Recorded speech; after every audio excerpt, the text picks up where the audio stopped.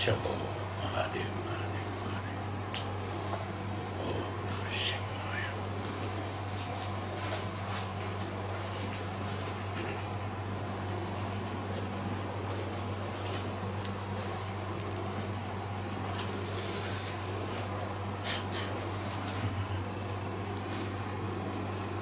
Yes, when we were seeing about the prana, we also do Tharpana to the dead. Certain kriyas are there. See, since I said about the prana, I thought, let me also tell the importance of that. After somebody's death, we do the Tharpanas.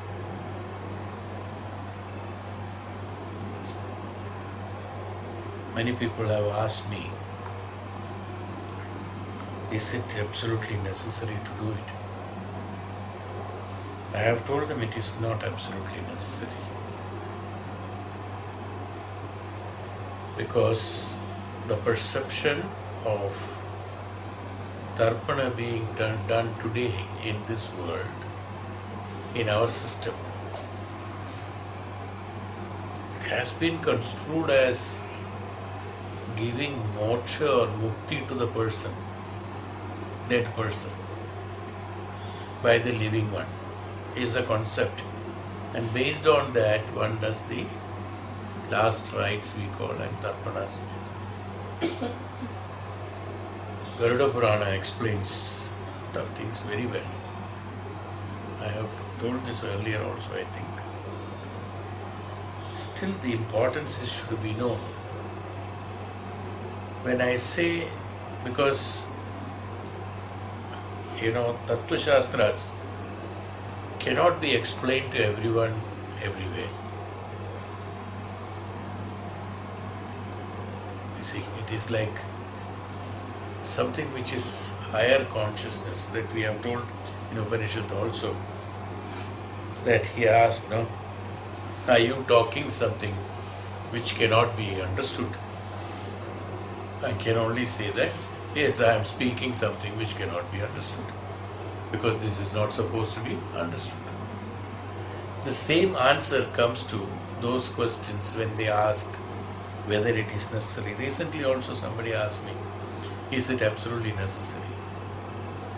I said, no living human being can give, except he is a great Maharishi or Tapasvi or a great Jnani. Other human beings cannot give mukti or moksha, papa moksha to the one who is dead. It is his own karmas that takes him along. But there is another side of it. Now, after when I am speaking on Upanishad, that to Chhadogya Upanishad, that to about the prana, and the importance of that prana which I spoke to you last time in our class, that how one chooses the father, mother, from which the prana comes. So this Tharpana becomes important, not otherwise. So a person who knows about it, he should do the Tharpana. Is why while taking sannyasa also, there is a process of Tharpana being done. Sannyasi gives the Tharpana to the parents, to the Pitamaha, Matamahi, and Swasvara. Whatever relationship is there, they will call all those things. And give the Tharpana, including the self. The last will be Tharpana to the self, the last rite for the self. Now these rites are not to give the moksha or mukti. When the sannyasa is taken, when these Tharpanas are done, This Tarpana being offered to the prana, this Tarpana is being offered to the prana, whom we have identified as the father, mother, pitamaha, pitamahi, matamaha, matamahi.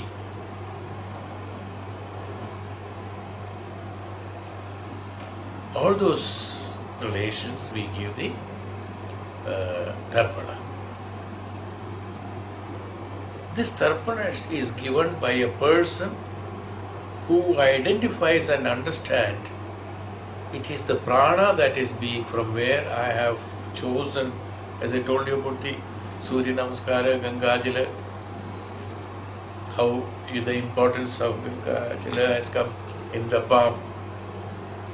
Same thing, it's a universal prana. From there, a particular identity of prana has been given. This Tarpana is done to signify the oneness of this prana with that prana. This prana who is submitting is one with the identification. It's only physically a ritual is being observed in order to create the awareness in the conscious and the importance of the awareness in the conscious, to signify this prana is nothing but the other prana. Is why all they are chosen to whomever we are giving the Tarpana. Sometimes you must have heard, you must have listened when you go to Badrinath and all that. They say the Tarpana, when they are doing the Tarpana, the man who makes you do it, he says you do it, so and so identify some people, and then at the last one Tarpana is done. For the people whom I do not know and I do not signify, I've forgotten to mention, there is one Tarpana given to them. That's significant. Now you imagine, please, logically you look at it, why should I give a Tarpana to a person whom I do not know? Whom I have forgotten, or whom I do not know, or for all those whom, this is how they say, for all those whom I have forgotten and all those who have been having dead. If you have done it, you will remember. Yeah, there is one, yes, Ulchuk, whatever language you use. That one Tarpana is for unknown, which is signifying equivalent to all pranas. You see, you got it? This is the significance. That means consciously identify. That means a person who has come to, we have told you, that last time also, and the person who has come to adequately transformed to understand the significance of the prana, he only is eligible to give this. But yes, it has become a ritual, so that through the ritual, the person who is giving is supposed to be knowing this, is why the ritual is made. Now ultimately what happened in Kali Yuga, it has remained as a ritual, that's all. The significance is lost. Ritual is remaining, but the significance of the ritual is gone. Rituals are done in order to highlight the significance of it, but the significance or the importance or the priority of it is gone.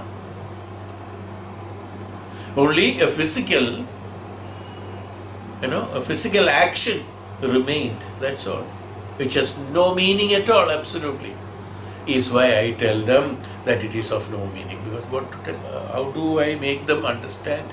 A man who comes and asks me whether the Transcendent is required or not, and I cannot tell a lie also.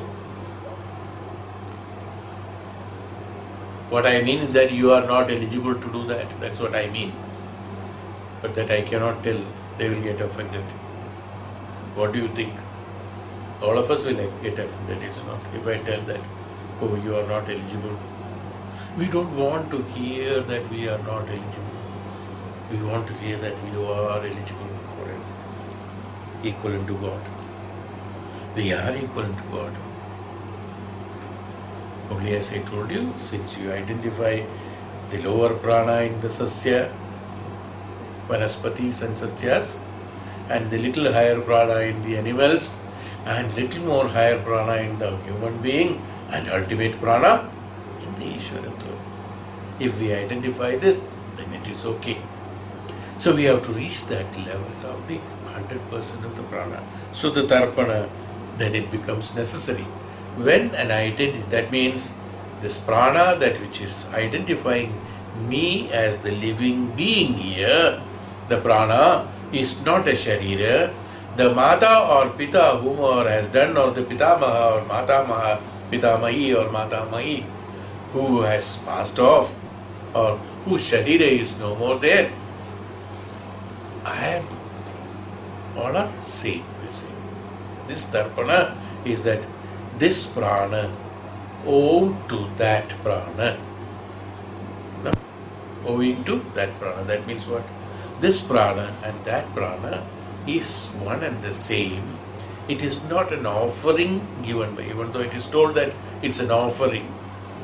It is not offering. That's why it is known as Tharpanam.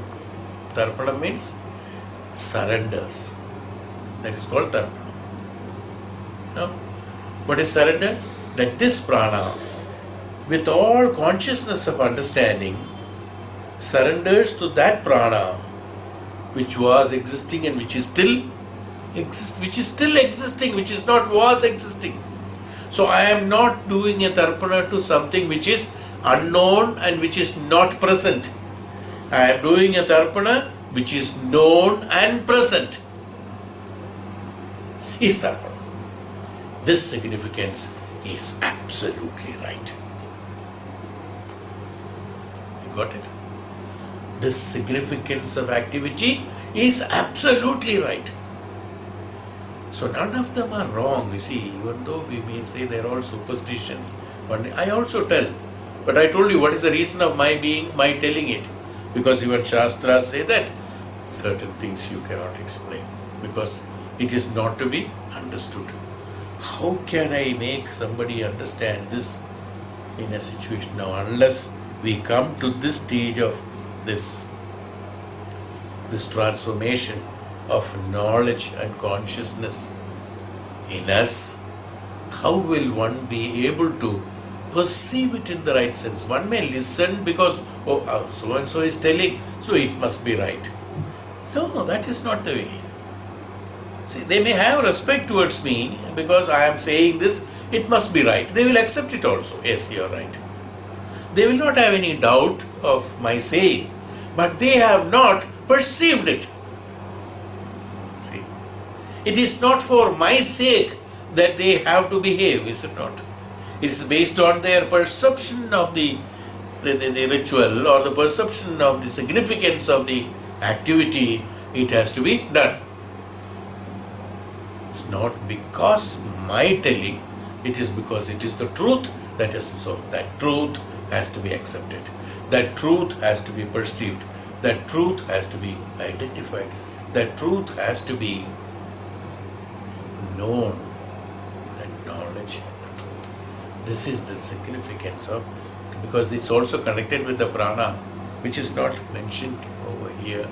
Since we have spoken about the prana, and there is an activity existing, practice in our lives, I wanted to connect that to it, because then it comes to a full stop, you see. That's the end of one chapter.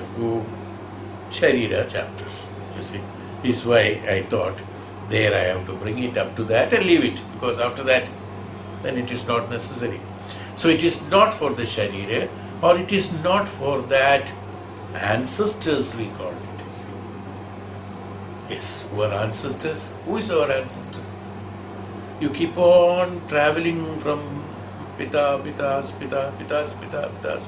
Who is the ancestor? The true ancestor is ultimately the prana. Here, as far as this is concerned, the prana. Tharpana is to, so you have to do the Tharpana to all till the beginning of you. Is it not?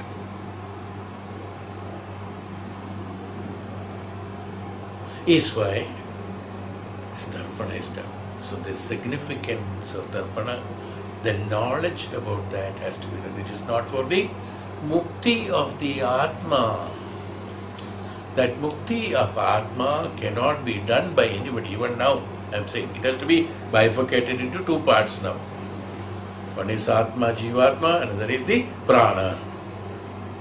So the last rites are done to the Prana, not to the Atma of that person as it is signified by somewhere, some people.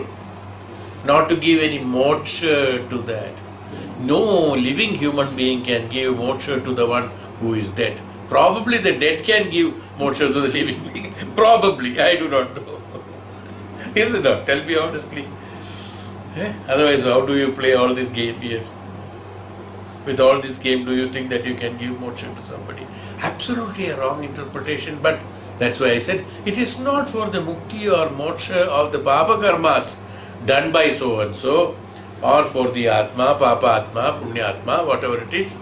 It is not meant for that, but a ritual has been created to identify the significance of the oneness of the existing prana to the prana which has departed a body, whom we have signified as a father, mother, grandfather, grandmother, great grandfather, great grandfather, and things like that. Whom you have assigned these positions, because these assignment of position I have explained you in the last class, how we select that prana. Are you able to connect it now? Is it not? Don't you think now? Yeah, that makes sense. Is it not? Now it comes to that mind. This is exactly what it is. Otherwise, how will you explain about the releasing of somebody's papa through giving the last rites? Tell me honestly. He has to be born again. That Jivatma has to be born in order to fulfill the karmas. There is no doubt. Otherwise, the Hindu Shastra will be obsolete. Then, if you have given, now tell me, I am asking a question. If everybody so has given the Tharpana and have the mukti and moksha to that departed soul, what we call as departed soul, some people are there every year, they do very ritual, very honest. On that particular day, they will do the shraadha. They call it as shraadha. They will do shraadha, they will call it this. No pandits are available nowadays, but we call them as pandits. There are no pandits available. In Kali Yuga, there are no pandits. Except Maharishis and Tapasvis are only pandits. There are no pandits. There is no one. So whom we call and then feed them, give them money and give them all sorts of things and do all this. Very ritually, all that do it. So by doing that Jivatma, Punyatma or Papatma should get relieved of. Is it not? He should not have another birth. Then the whole theory of our Shastra goes wrong. Hindu Shastra says a man who has done certain karma phalas have been acquired, he has to be, Bhagavan Krishna said in the Bhagavad Gita, a lot of, even Upanishads have mentioned that. He has to be born in order to execute his karmas and exhaust them by himself, otherwise he will not get the release from here. Has been told very clearly. So if somebody is doing for release of all these things, then the whole rebirth principle has to be rewritten. The whole rebirth principle has to be rewritten as people who do not have sons or children, whose after death nobody gives the Tharpana or the last rites, they will not get moksha, they will be born. All others, including a rogue, if he has got 10 sons, he will get moksha, because these people who are the junior rogues are giving. Tarpana. Tell me honestly, is it not the Shastra has to be rewritten then? If that is the case. I am trying to make you understand that what I am trying to argue upon should be Tarka Shastra also has to be brought in there. This is Tarka Shastra. So when you discuss, all the pros and cons and then identify, this is called the contemplation Vishakalanam. What is it? Vishakalana. When you do this Vishakalana, you will identify that the Tharpana is done. But that Tharpana is right. Because that ritual has been created by the Tapasvi Maharishi, great knowledgeable man. It cannot be wrong. Then what is right in it? Only identification of the significance of this prana to be with that prana. This consciousness of identification of significance should be brought to the person who is living, so he will live his rest of the life as that evolved soul, so that he gains the benefit of it. That is why this is done. But unfortunately, this knowledge level, that's what I said, the significance is gone, the ritual has remained. Significance of the ritual has not been understood. Ritual is right. We cannot say it is wrong. It is made for this and it is necessary so that one is conscious of the oneness of the prana. Who give whom the Tarpana? The one who is not available, you cannot give him something. Who can give whom something? The both should be of the similar nature. Then only you can give something. A human can give something to the human. A tree can give something to the tree. A plant can give plant. For animal can give something to the animal. Not otherwise, you see. I'm just telling an example. That's all. So they have to be similar. It's not same. So who can give whom? This prana can give prana. When prana is giving to the prana, it will become the. That is why sannyasi said, ultimately you give tarpana to yourself. You are given to the. You have identified yourself as Mata. What is the Tarpana? I have identified my prana as the prana of the Pita, Pitamaha, Matamaha, Pitamahi, Matamahi. I am identifying this prana as so and so. I have identified my prana as so and so. Ultimately, I have identified me as my prana is the Tarpana of my own Tarpana. Sannyasi is doing. Yes. Not that he is not there. He is there, but in a different form. I am no more so and so. Then after that the name is changed. What's the meaning of name? That name which was put for the Sharira, identification of Sharira.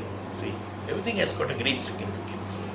So long he was being known as so and so, Ramachandra Sharma. Ramachandra Sharma's Tarpana is done. And this Ramachandra Sharma has become Advaitananda. What is his name from next day onwards? Advaitananda. Okay. A different name has been given to be known. Why? Because this name for the Sharira and that Sharira known by that name, including the name, is destroyed. This Sharira, that which was existing in that Sharira, which was named as such and such, is no more there. And I identified that Sharira, that prana as this prana. So I am taking this name as me.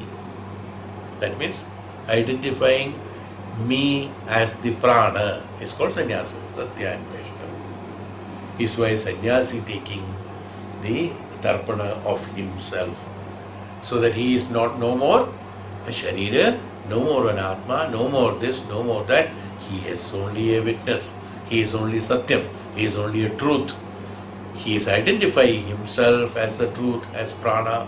So for a prana, that's why he said, for a sannyasi, there is no mata, pita. Do you think that it is a disrespect for the Mata and Pita? No. What does it mean? For a sannyasi who has taken sannyasa in this process of identifying him as only as a prana, then there is no differentiation in the prana. Whom he has identified himself as a prana, for a prana, is there a Pita, Mata and Pita, Mata, no. You understand? So for him, there is no caste, creed and religion. There is no Mata, Pita and relationship with anyone. He's a sannyasi. Why? He's an isolated person? No. He is the one everywhere with everyone. He is that prana. So he is identifying himself as the prana. He is the Tharpanam. You got it? How great it is, you see the level of the knowledge and the level of understanding and the level of rituals, how they are made. Rituals are not made just like that. The sannyasi identified himself as an absolute prana. Who is mother? Who is father? Who is great father, great grandfather, everything is he himself. So for him, there is no separate father, separate mother, separate great grandfather. Isn't it? Who? He is he. Who is he? He is also that. Who is he? He is also this. Who is that? That is also this. Who is this? This is also that.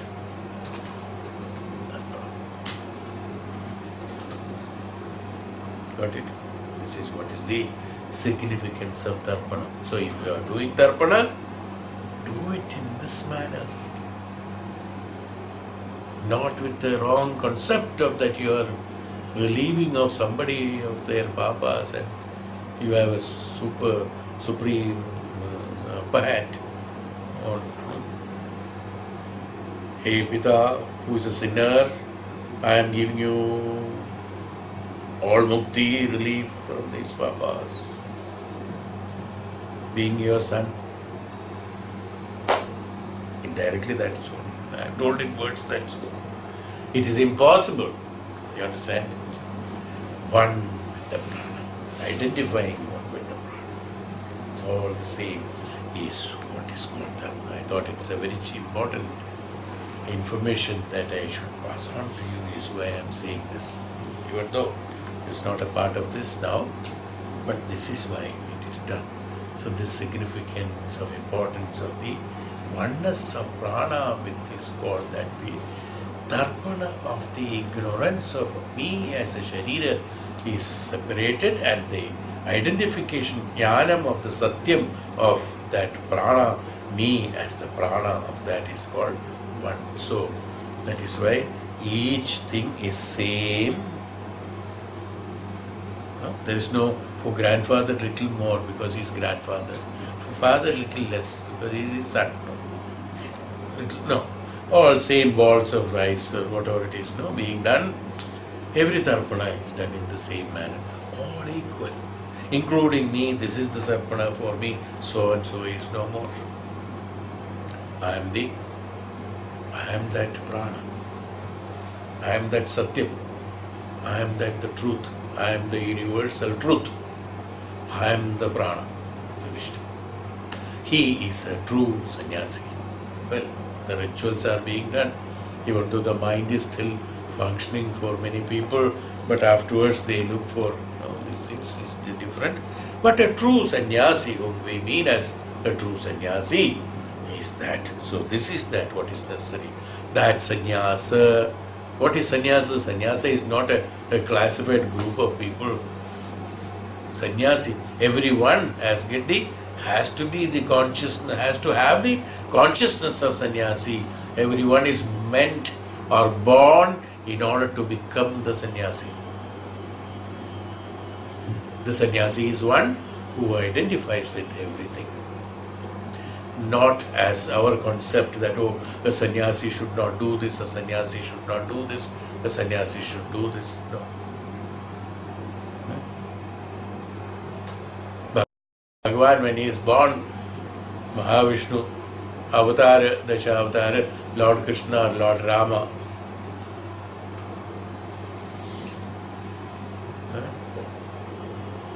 He also ate his food, princely food, all the varieties. People say chappan bhog should be offered to Lord Krishna. An ordinary man cannot afford even one bhog. Chappan bhog should be offered to Krishna. Inhuman, is it not?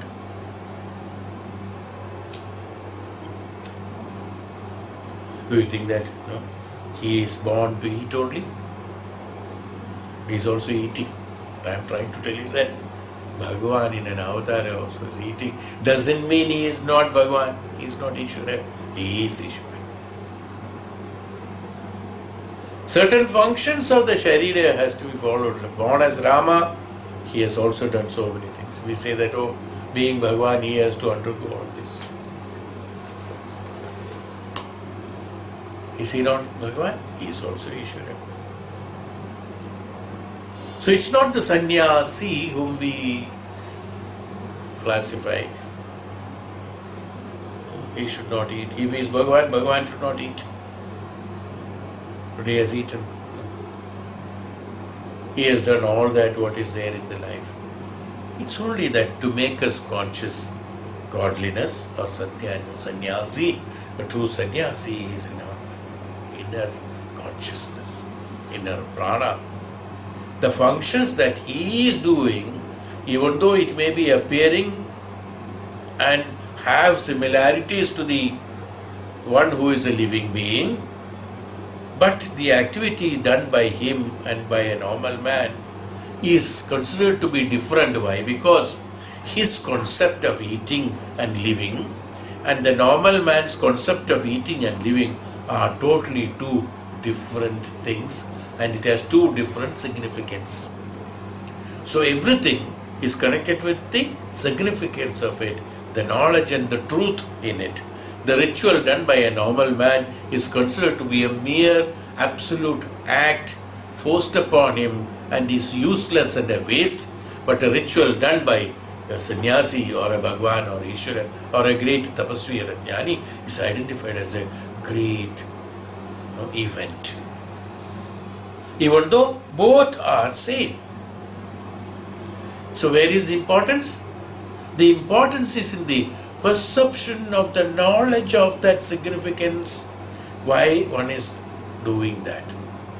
Is why Tharpana is also like that. Is it clear? Am I right? You got it? This is what, how best I can explain, I think. So anyway, if you continue, it goes on like that. But I just wanted to inform this much, and then we close that chapter of Prana. Now we are going to the section 16 section, which is known as the beginning of truth. Now truth is a very big subject.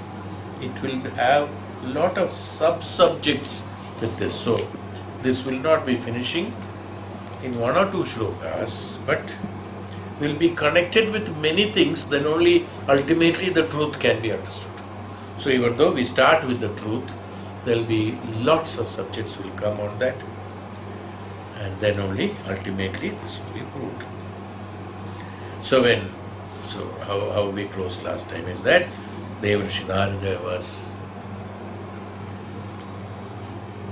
really stunned and amazed and did not know his normal presence of understanding and conceiving capacity has been lost, and he did not know how to proceed further with. When he did not know Bhagavan himself, he wanted him to be directed in the right path. So he said in section 16, that is 7:16:1, Yesha tuva adivadati yasatyena adivadati soham bhagavah satyena adivadaniti satyam tveva vijijñāsitavyamiti Satyam Bhagavo Vijijñāsaiti iti Shodasha Khanda. Only one shloka is there in this section. Next. Only one shloka. So this is the beginning and this is the end. Yesha tu vadivadida. Ativadi. We spoke about Ativadi last time. That one transcends through the speech. Is it? The speech, I identified them as speech that is, you remember? I hope you remember. Speech, when it is done in the lower consciousness, is only the words spoken by you. And when it is on the higher consciousness, it is absolutely right. That's absolutely right. And becomes Veda Vakya. That what he says, it happens. This is how we say when the great people, if they speak something, it happens. Actually, it is not that he has spoken and it has happened. He spoke that what has happened. Because he can see that. That's Satyam. It's not that because of him it has become Satyam. No. It is not because of him it has become Satyam. It is because of Satyam he spoke that. There's a difference. Because of it is Satyam, he spoke that. Not that he spoke. No? You understood the difference between Vani and speech. Not that I told, that is why it has happened. No.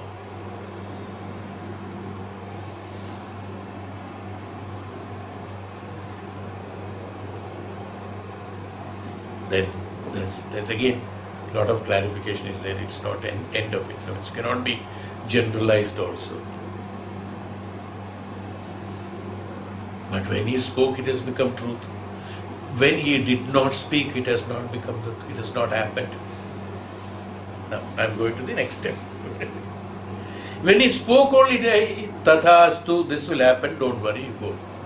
And it has happened. Before that, it has not happened. So what is he, how do you explain that? That because it is Satyam he has told. Because he has told that is not Satyam. Yes, both are Vanis, because these are Satya Vachan. Satya Vachan. That's why it is known as Veda Vakya. Whatever he says is Veda Vakya. He does not tell that which is, even though it may appear for you to be, not very comfortable. It may appear that no, Guru's word or Vani or Tapasvi's Jnani is Vani. This will happen. My God, how can it be? It's not possible. Because your level of understanding cannot understand what he speaks, because it is beyond understanding. It's not to be understood. Now, why this happens? Now, what he speaks is the truth, or what is truth is spoken. One is that what is truth is spoken. Another is what he speaks becomes the truth. Is how again he being the truth. It's not he as an individual, because it's a higher consciousness. He being the truth. Yes. The Vani, when he speaks, the Vani, when it comes to that person at that point of time, whom does he speak to? Who has surrendered to him. He doesn't keep on walking around and talking to everybody that this will happen to you, this will happen. No. But somebody goes, he says, Tathastu, let it be happening. Like I told you, the Asura, after doing penance for so many years, he says, no, let this happen to me. And he says, Tathastu, and it happens. He has got that siddhi to give that. Is it not spoken? Is he spoken the Satya? Yes. He has spoken the Satya. But why this has not happened before the Asura did the penance? He should have done the same thing. Absolutely right. The one who surrenders himself with absolute faith, absolute devotion and dedication, a direction for him is given based on the truth, so he becomes the truth. It is not he is speaking the truth. Vani is that it's an unintentional, it is not intentionally spoken as we are speaking. Suppose we are all, most, I think 99% of us, and 99% of the things that we speak, or at least 90% of the things we speak, is not what we think as right and what we think as should be spoken. We think it should be spoken so that things will be done in this way.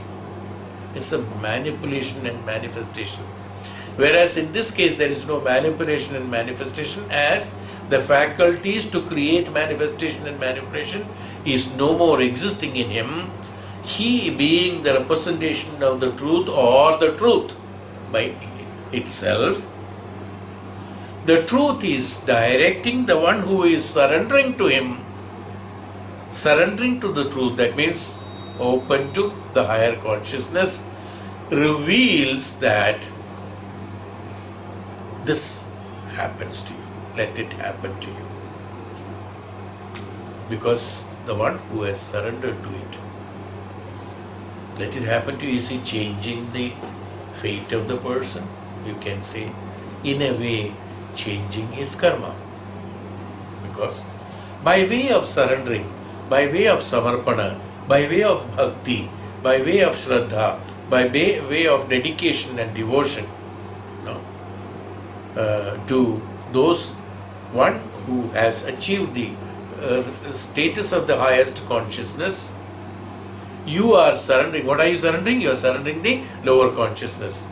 When you are surrendering the lower consciousness, he is allowing you to give a jump from going from the lower consciousness to higher consciousness. Is why he says, okay, instead of doing all these 2-3 things together, you do only this will compensate all this. Is why when he speaks that's also truth. You would have reached there after 10 years. But he is telling now you do that is a direction that 10 years can be advanced is also truth. He's spoken. What is spoken is truth only. The truth represents that. When he represents that the truth, the one who has surrendered will automatically get transformed, transcended into that truth. Why? Because that the one who is surrendering, upasak and nididhyasak and absolute samarpana who has done, he is no more there, because his sharira, mana, vacha, manasa, vacha, samarpana, everything has been done. The samarpana has been done. When samarpana has been done, nothing belongs to you because you have done the samarpana. When I have given something from me, what is left in me? Nothing. There should be nothing left. When there is nothing left, what he wants it to happen, he makes it to happen.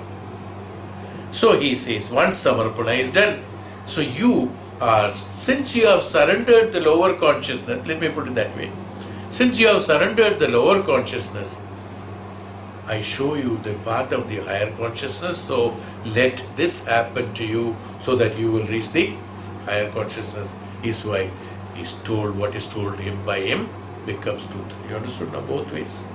What he speaks by the truth, what he is not spoken, it has not happened, but it has happened afterwards because the samarpana bhava, when it comes, it is there. That's why but in both the cases, what he speaks is the truth. In both the cases, what he speaks is the Veda Vakya, what he speaks is the truth. There is no doubt about it. So in order to attain that, in order to perceive that, instead of trying to understand what he speaks, it is better to perceive it. It will happen, it will happen. This is the truth. There is no question of argument on that. But what Asura has done? This third step. What Asura has done? Asura did a manifestation and manipulation to the decision spoken by the Punyatma that you ask for a vara, he has given an opportunity. It doesn't mean that he will ask the vara against the Prakriti Swabhava. He should have asked for his mukti. He should have asked for his moksha. But if he's a king, he should have asked to be a better king, better praja, better way of controlling the people, or saving the people, things like that he should have asked. But instead of that, he asked for the purpose of the destruction of the world. What happened? His mind and intelligence has intervened. When his mind and then he is purposefully asking a vara, is it not? That you give me a boon of no death. This normally the asuras ask. Purposefully asking that he give me a vara of no death. Now, how did he ask this question? Or how did he ask this vara? To ask a vara like this, that I should not have a death, that means he is a person who is absolutely ignorant. Because it's the sharira which is dying, it is not the atma or the prana which is dying. So he says I should not have death. Itself is a foolish request. Now a punyatma, to say that you will not have death will be an absolutely foolish blessing, because prana will never die, atma will never die. How can he say that? You understand? That's why he says, the one who is born, he has to die, he said. But the one, that means, what is that? What does it mean? That means the one who is not born cannot die. How can he give this vara? Because he himself is one of the prana. How can he give this boon to him? So, Vedavakya. You understood what I mean? So what he spoke is the truth. That truth he could not understand. The one who is born, how can he die? So he, being an ignorant, he asked a question of ignorance. When he asked, being an ignorant and having asked by a question of ignorance, his ignorant mind and intelligence became present there to ask. To ask means to manifest and manipulate a question. When a manifestation or manipulation is done, that means even though he has done the penance for long years, even though he could please the godliness, but he immediately came back, even though he has not gone to the higher consciousness, but he has a dedication and devotion. Through a dedication and devotion, a person is supposed to go from lower consciousness to higher consciousness. Instead, his mind and intelligence created an ignorance, and an ignorant mind and body, ignorant mind and intelligence has put up a requirement of no death from the highest consciousness. So having asked that, he has fallen down, even though he is a devotee, he has fallen down to where? Lower consciousness. Having fallen down to lower consciousness, in lower consciousness cannot understand the higher consciousness, so cannot make him understand. So he says that let it happen like this.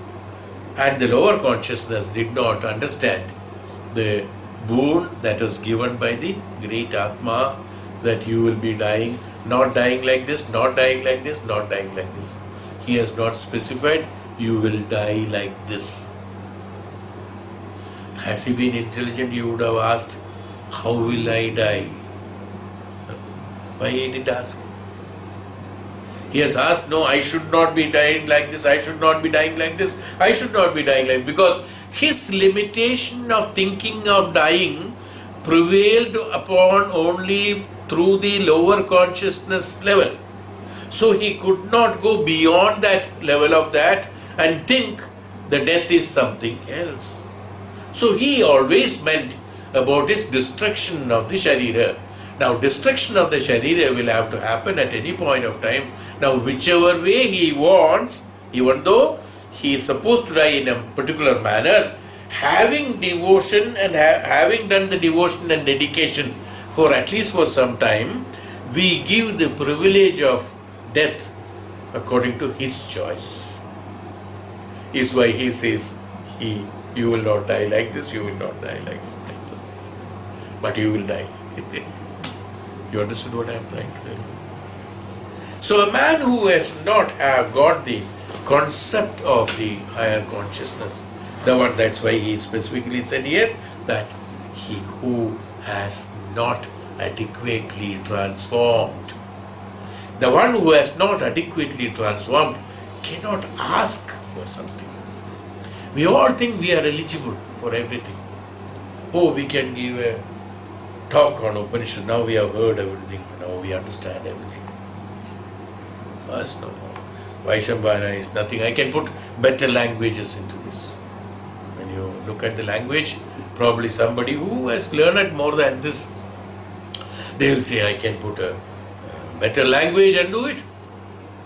Yes, absolutely right. You can put a better language and do it. But the concept will be that this meaning or this blessing will not be there. We are not eligible. That eligibility has been misunderstood as in the lower consciousness. The eligibility and the possession has been misunderstood as based on the limitations that one can think. Based on the limitations one can experience. That's all. That is why this could not be understood. The book. You understood what I am trying to tell you. So why did I say all this?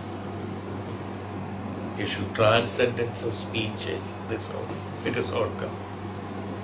So this transcendence, if it is not understood, the eligibility of transcendence we lose. One has to be basically have to have an adequately transformed to that status, then only we will be further going it. Otherwise, what is the use of doing penance? A man who does the penance for 20 years, 50 years, 80 years, asuras, no, does. And asking for a small unwanted thing, absolutely. A foolish thing, that's all. His intention, that means he has got an intention. His intention is there in the subconscious mind, and that desire and the intention based on the lower consciousness level did not leave him. Why? Because he did not have a nishkama bhakti or nishkama karma. When there is a nishkama bhakti and nishkama karma, where there is no expectation of any of this. Nishkama bhakti is that without any expectation. Nishkama karma is without any expectation. This expectation of the materialistic sensual pleasures or sensual objective pleasures are not there. I explained about the sensual perception last class. It will appear to be having perceived, but it's a sensual perception. So unless it will exactly look like that, because that's what you have manipulated and manifested. Because your lower consciousness, you could not rise above that, and being in lower consciousness, you would like to acquire the higher consciousness. Is not possible. This is what one is doing when he feels the sensual perception. So it's not a transcendence. Clarifying the transcendence of speech or Veda Vakya of the Punyatma is totally different. So what he speaks is the truth.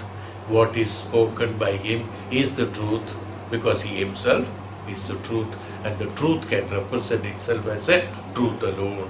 Tathastu, whether you like it or not. Yes. Akashvani said, "Hey, come sir, there will be a child born to Devaki who will kill you." Finished. Now whether you like it or not. Who will kill? He has to. When it was told, 8th child. At least 8 to 9 years time. Prior information has been given. What is it? Tathastu. That's it. 8 to 9 years time has been given. Hey, come sir, the 8th child will kill you. Now he, being an asura, having only lower consciousness, even though he has dedication and devotion, his dedication and devotion was oriented and directed only towards protection of his sharira, having not understood the importance of the value and significance of the higher consciousness, he wasted his time increasing the strength of the army and protection of the walls around him instead of just leaving everything. Had Kamsa, having listened to that Akashvani or the truth by the great Atma, suppose had he taken the sannyasa, has he taken the absolute dependency of the truth, dependency of the great Punyatmas, great dependency of the great Gurus, great dependency on the great Ishwaratva, he would have been probably, promoted from the lower consciousness to higher consciousness. So the killing of his sharira would not have taken place by the eighth son. The killing of sharira would have done by its own natural course, and he would have got a great upliftment by that. Is why Puranas have told, why I am saying is that there is always a word saying that Puranas have told that if somebody gets killed by the Lord himself, he automatically gets moksha. It's a saying,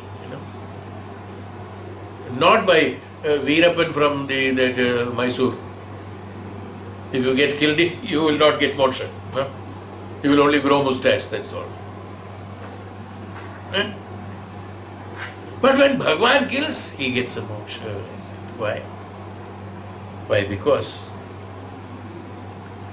when this ajnanam gets to its height, the one who is in the lower consciousness, even though he has got a lot of dedication and devotion, the one who is in the lower consciousness is unable to go beyond the ignorance acquired by him. He is stuck by that. Then the Lord appears, or the highest consciousness appears. In order to save him, he gives an opportunity to promote him from the lower consciousness to higher consciousness, only to make him understand, look, you were living in the lower consciousness, so that comes when he gets another life, he is born with an understanding of above the lower consciousness and fulfills his karmas. It's a help extended to one who has fallen down. Simple thing. Somebody has fallen down on the street, he has become dirty.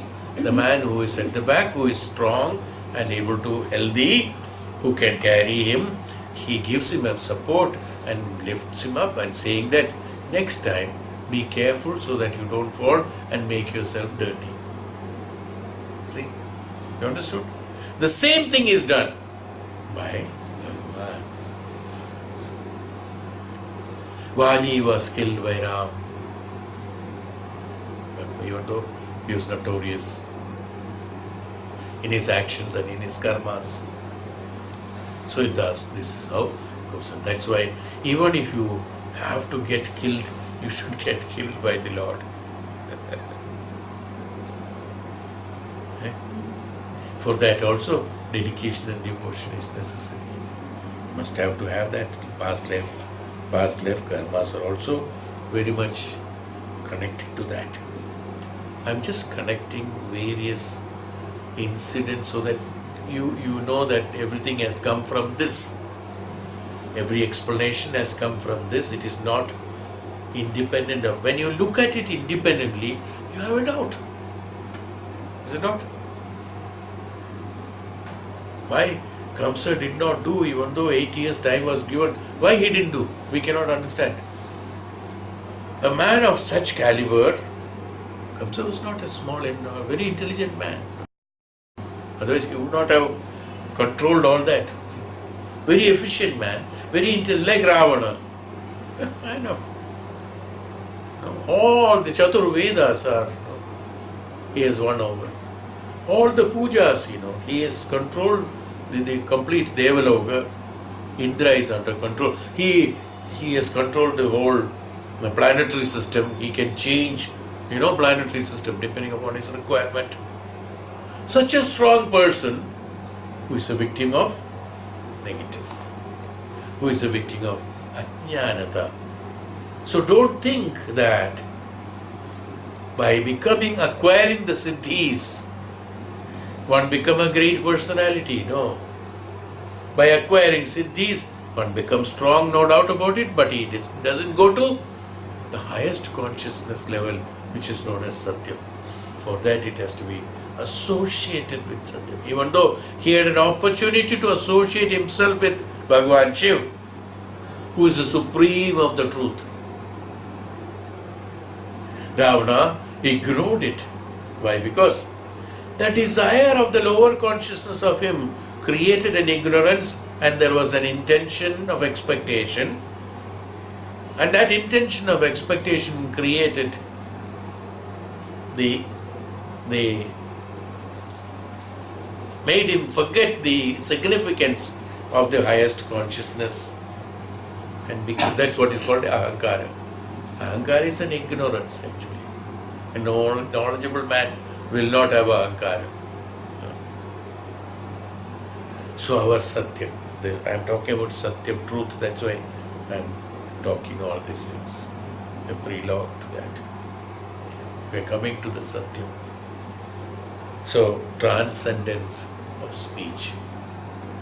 To get that speech, Gudacha, it is not, even though, why I said all this? Because even though the great Punyatma speaks only the truth, because that is spoken is truth, because he himself is the truth, has to be perceived, not understood.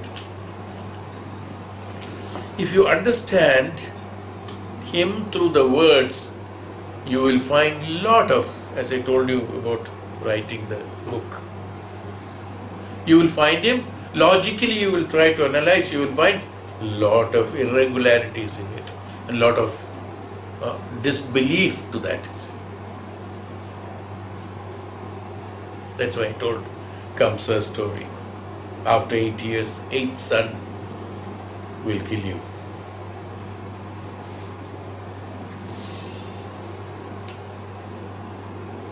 To reach to know that blessing, or to know that the truth, to know the Vani, to the Veda Vakya.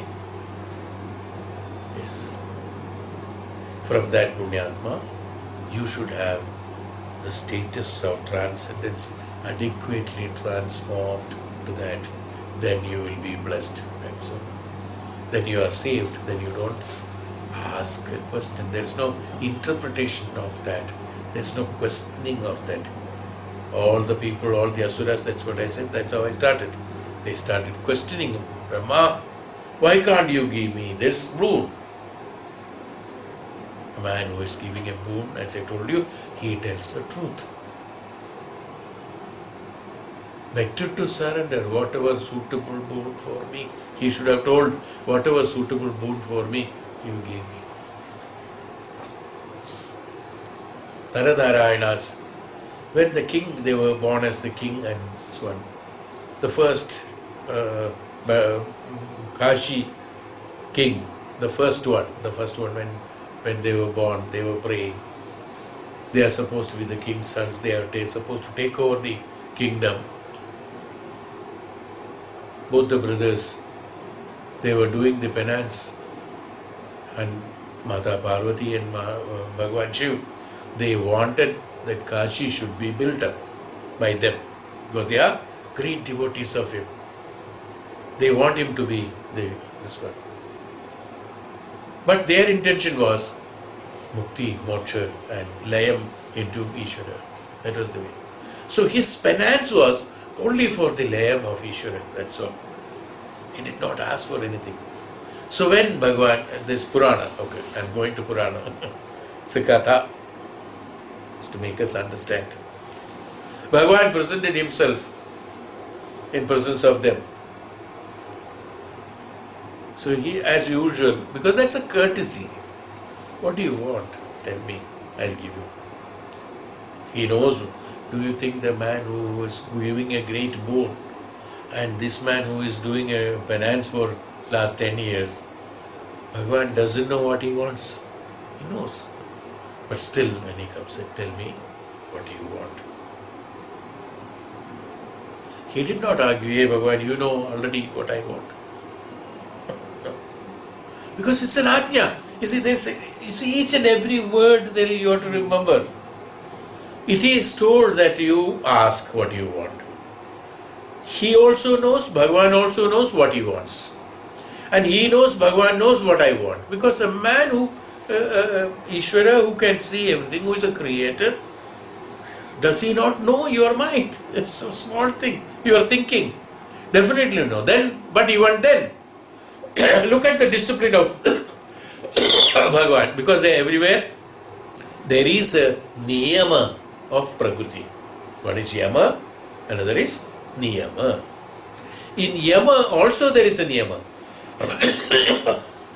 So, having a niyama, to follow that niyama, Bhagavan asks, what do you want? Instead of saying that, oh, you know what I want, what happened? Immediately manifestation has come. He did not say that you knew. He says, what do you want? Immediately he said, hey Bhagavan. You know what they have told? It's beautiful. It is. That's why I'm telling this story. Hey Bhagavan, I do not know what to ask from you. I do not know what to ask from you. Yes, he did not say that you know it or I know it. He knows that it is lamb that what he wants. I do not know what to ask from you, but we have only bhakti in us for you. Don't take away the bhakti from us. Let we remain as the bhakt. Because that gives us all the, whichever position you are, if you have got the blessing of Bhagavan and the bhakti is there inside and all that is there inside, we don't have to worry about what is happening because it is you are already having a lamb with him. Lamb is not only physically disappearing from here and then being there. It's not only lamb. Lamb is also being here in this sharira, executing what he has told, and his mind and thought and his function and everything is already in lamb with him. He is the true lamb. He said, you give me, I do not know what to ask, is what the brothers have told. We do not know what to ask. Then Bhagavan says, I know what you want.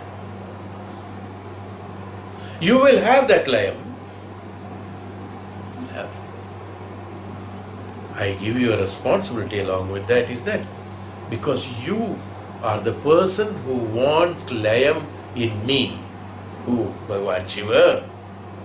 So you are the right person to build the city of Kashi. Who else can be? The man who wants money, the man who wants position, or the man who wants the power, the man who wants this, that and all. Will he be the efficient man, even though physically one may be efficient? But who is a man who can be efficient to build Kashi where I myself is situated? That's what Bhagavan said. So when I myself is situated there, who will build that? Only I myself can build, no one else. I myself is building means you are building. That means what? You are me. Layam okay?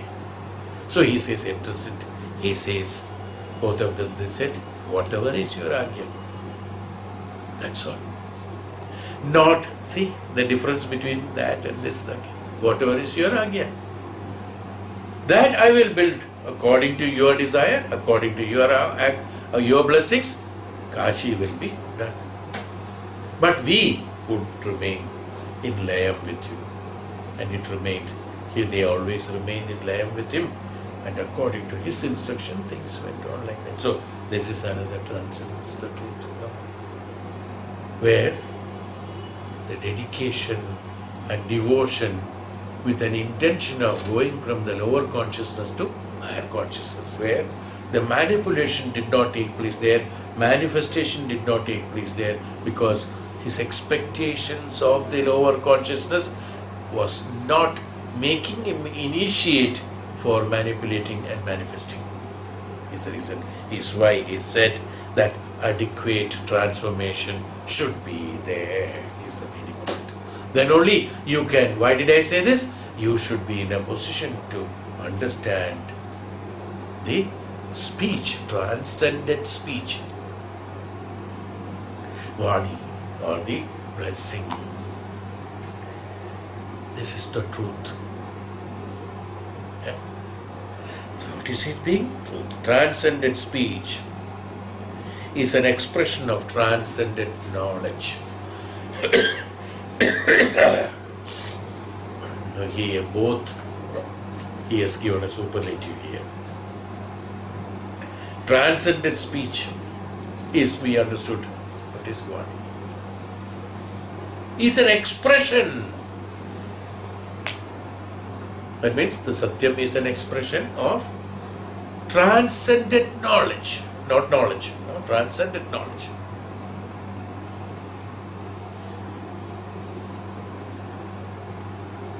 Jnana, Vijnana. The transcendent knowledge, that's why he said,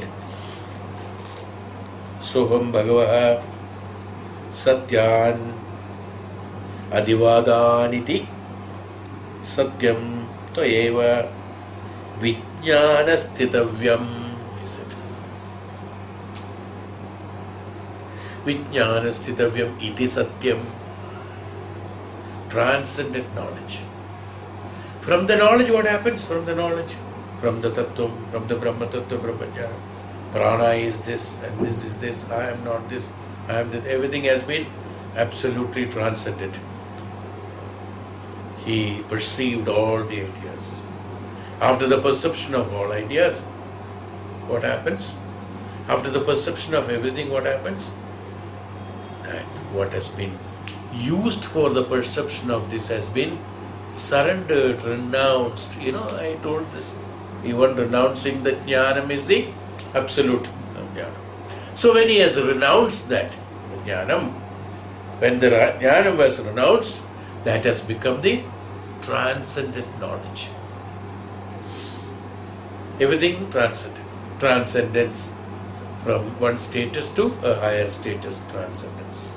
From the knowledge levels to transcendent knowledge. That transcendent knowledge, transcendent speech, the transcendent knowledge has become the transcendent speech.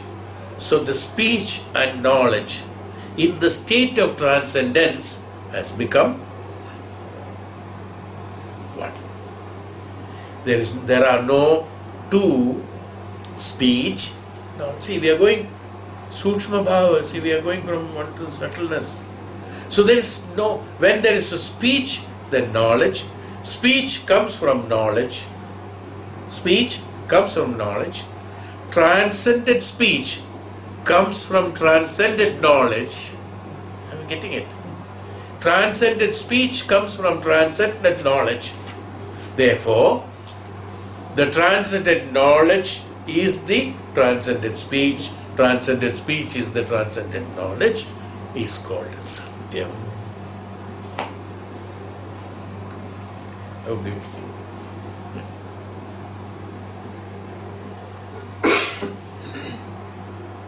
And transcendent knowledge is that knowledge which is identical with transcendent. Now he is adding another perception, concept to that, is that thus,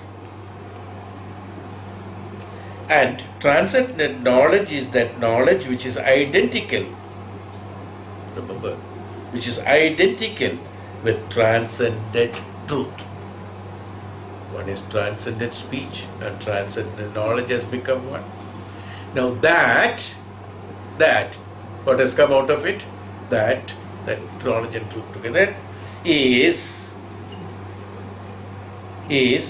identical with transcendent truth.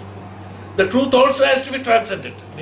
That means the transcendent speech and transcendent knowledge merging together, that also has to be further transcendent. So he is identical to, so he says here the qualification of the speech, that truth, that Vani that comes, is identical to the truth. Identical in the sense, not similar, identical, it's absolutely same, is why they said Guru is Ishwaran. I'm just telling classification. What is that? This transcendent speech and knowledge merged together has become the truth, the Vani becomes the truth, is identical to transcendent truth. Who is transcendent truth? Ultimate transcendent truth is Bhagavan. Is identical to the truth. Is why the Puranas said Ishvara and Guru, knowledge, the one who is taking you towards that knowledge is the truth. That's why the form and shape, you will find it disappearing.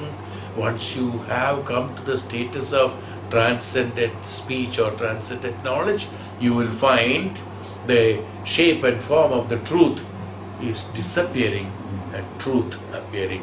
Is why it's known as identical to the truth. What is identical to truth? The Ishvara could be witnessed and visualized by the one who is the truth. Is identity, then you will find it is identical. It's called identical to the truth. Am I getting clear? This is how these words are spoken, in smaller way, but it is very difficult, for a person to understand. Suppose the same lesson in the beginning of Upanishad, one says Guru is equivalent to Ishvara. This man, is he not little too much?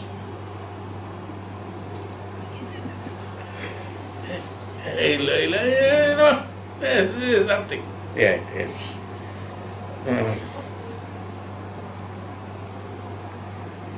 So, there is a transcendence of truth. This is the peak of experience. Now, experience is finished. This is the peak of experience, identification. That means identifying the identical truth. This is the end of experience, or he says this is the peak of experience, is not end. The peak of experience and the peak of wisdom. Now, knowledge has stopped, finished. Knowledge is stopped, speech is stopped, everything. Now he said wisdom. This is the peak of experience, peak of experience, peak of wisdom. When you come to the peak of experience, then only you come to the wisdom. Till then it is knowledge. It's not wisdom. Our speech should be based on the reality of being. Now, it's all difficult to understand. These words, even though it's simple, our speech should be based on the reality of being. We understand the meaning of it. We cannot understand this. It's not possible. Our speech should be based on the reality of being. Can we make it? It's not possible. If you can make it, then only you are there. You can understand meaning, but you cannot do it. So your speech should be based on the reality of being. Only then it manifests itself as reality. Any amount of explanation of this I can give. Hundreds of lines with a language, play of words can be provided. Will be of no use unless you have the identification of the speech to the reality of being. The reality of being is that, as I told you, after the sannyasi giving the Tharpana, he becomes one with the prana of that. Prana is the reality of the truth. Is the reality of being. Even though you understand the language, can you become that? The day you become that, then only you will be able to understand the speech, the true speech, that is the truth, which is based on the reality of being. Reality of being is that I, this sharira, this identification, this classifications, this separations, this oneness and separation and not being and being, all these concepts have to be completely diluted. So the knowledge is used for identifying all these things. Why the knowledge? The knowledge is meant only for identifying all these things and eliminating.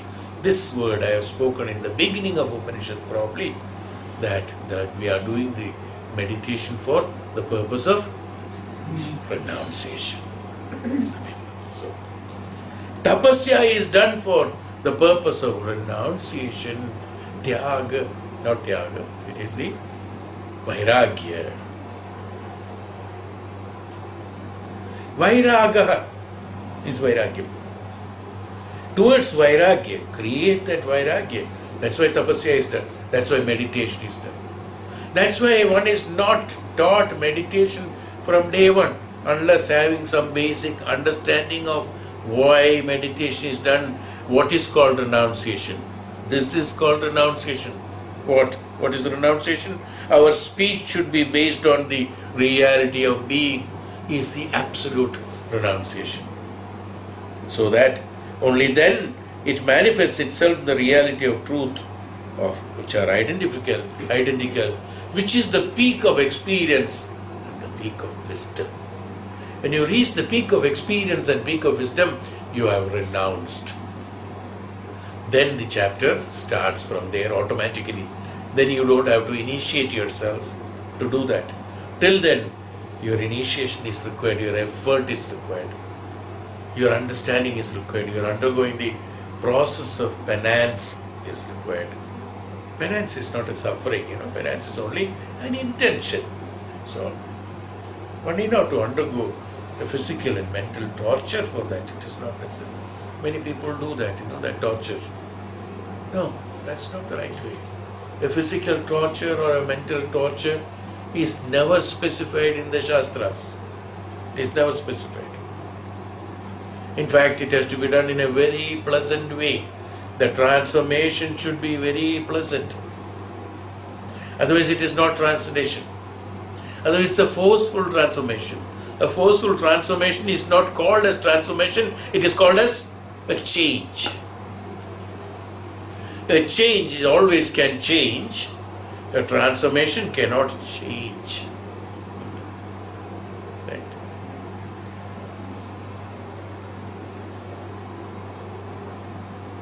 Or go and do tapasya 12 years in the jungle. Then you will get moksha.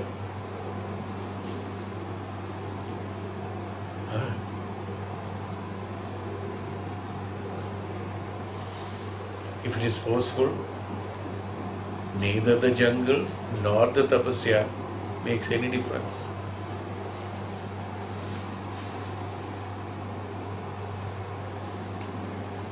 But the same jungle not there and tapasya is there. Raja Janaka sitting in the palace, he is being a king, enjoying the kingly and princely environment. He did tapasya and he became a great knowledgeable person. But his mind was surrounded by the forest. His thought was surrounded by what is the forest? Forest where all this civilization, what you call as this, is not there, is called the forest. Where it is only, what is the general term of forest? Full of trees and nature. That's where there is Prakriti. Where the representation of the true Prakriti is there is called the forest. Tapasya should be done in the forest. Does not mean one has to travel physically to the forest, sit under a tree and do it. To be very frank. Mind should be in the forest, not connected with the environment. Even if he's in the forest, if his mind is in the forest, Will he get the salvation? Will he get the promotion? No. Then he will be only knowing which tree is in which part of this jungle, how does it grow, what are the medicinal values of that tree, and how many birds are there, and how many types of species of birds are living in the forest. These things can be understood. He will not be a tapasvi. The forest, in the sense, not the forest of trees, Prakriti. To be with the Prakriti is called the forest. Because that's nature, no? Where there is no manifestation and manipulation. And so the close, the nearest identity for us, for a layman, for the Prakriti is forest. Where there is no manifestations, that is a representation, that's all.